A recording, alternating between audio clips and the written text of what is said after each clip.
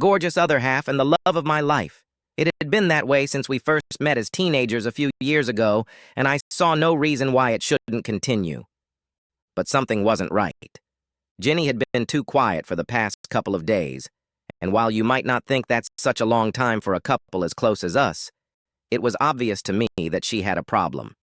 Any problem that she can't share with me is really a problem, and I felt like I should be concerned about it. But what to do about it? I probed her gently, knowing that she would tell me herself when she was ready, but nevertheless I was eager to find out what was bothering her. I couldn't wait to share the problem with her like we always did. And then, it all went sideways. I swear it happened by accident and I wasn't following her, but there was Ginny's car on the side of the road. The little MX-5 sports car we bought for her just a couple of months ago, the right color and with the right plates, so it definitely belonged to her. If you're wondering why I was so upset to see where it was parked, I have to tell you that although the car was parked right there, Ginny had to be more than 10 miles away. Finding a place to pull over half a mile down the road, I pulled out my phone and called her. "Hi, Ken," she greeted me cheerfully, recognizing my number. "How are you doing?" "Nothing, Jenny," I replied, trying to keep my voice under control. "Just wanted to see how your meeting went."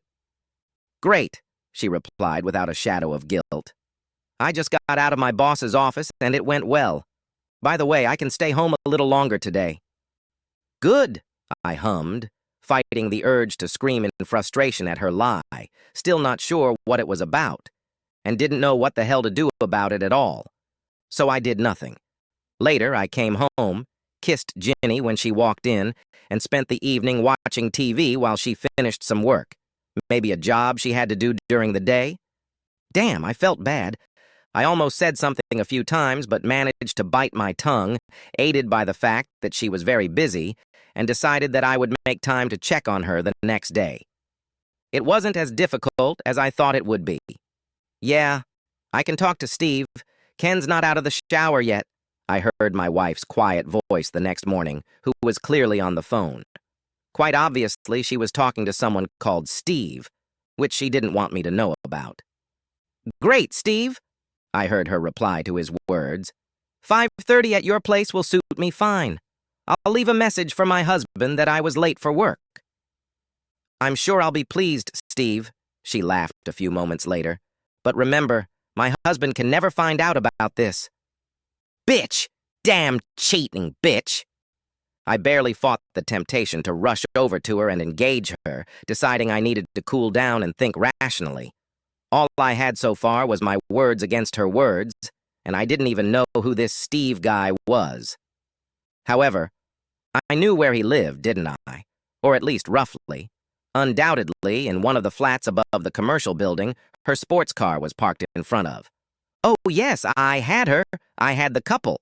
Tomorrow I'll be there to meet them, blow his lights out and throw her in the gutter.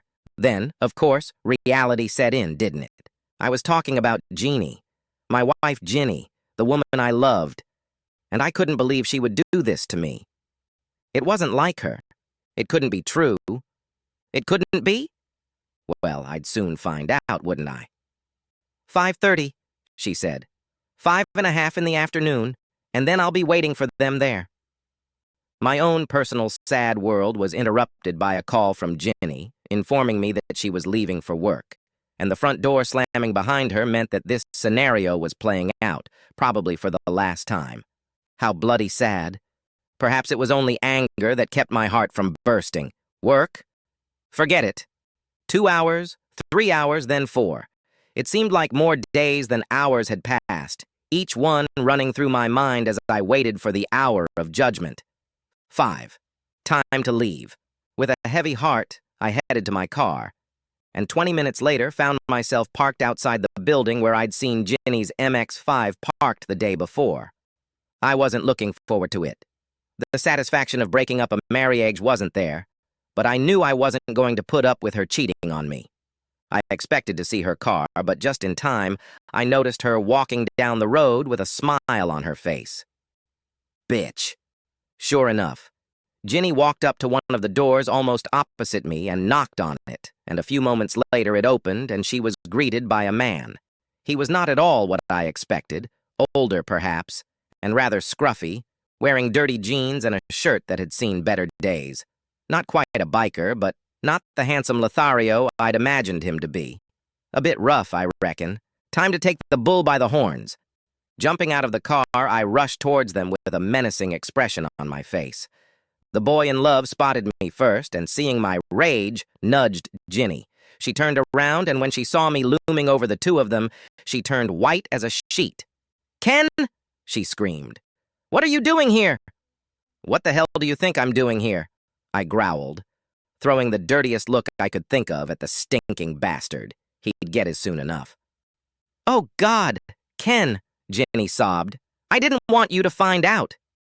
"I bet you didn't mean to," I shouted back. "You didn't think you were going to get away with it, did you?" "Look, I'm sorry, Ken," she tried to reassure me. "Is it really such a big deal?" "A big deal? Not such a big deal?" I threw back at her.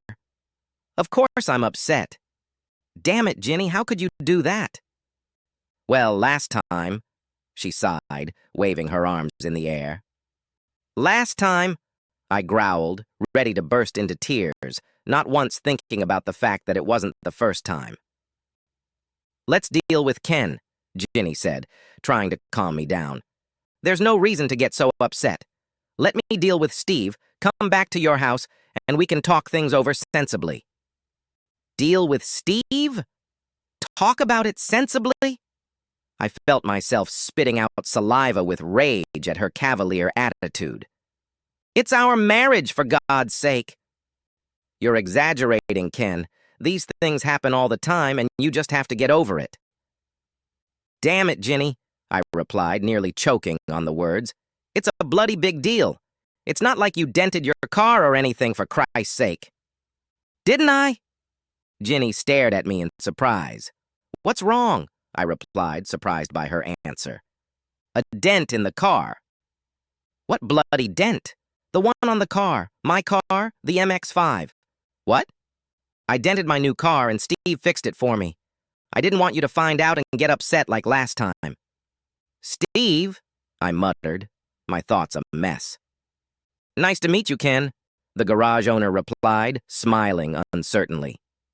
"Did you dent Ginny's car?" "Yes," she replied nervously. "Last Tuesday. It's just a scratch, and I thought I could fix it without you finding out. I'm very sorry, darling." "But it's wonderful," I sobbed, feeling the weight of the world fall off my shoulders. "Wonderful?" asked Ginny in surprise. "Yes, sweetie. You scratched the car. Isn't it wonderful, just bloody wonderful?" "Are you feeling all right, Ken?" "Never better," I grinned back.